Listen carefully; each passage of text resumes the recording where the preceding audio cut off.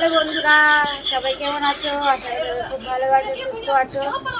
আর দেখো, আমার ছেলে মুখের জলের বোতলে চিবিটা মুখে ঢুকিয়ে নিচ্ছে, বলে আটকে যাবে না তোর।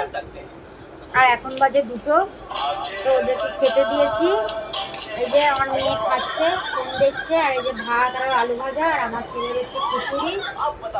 আজকে আমাদের নিরামিষ, তো মঙ্গলবার, তো সেই জন্য আজকে খিচুড়ি করেছি। ওই কিছু ছিল না, ডাল চাল দিয়ে আলু দিয়ে খিচুড়ি করে নিয়েছি।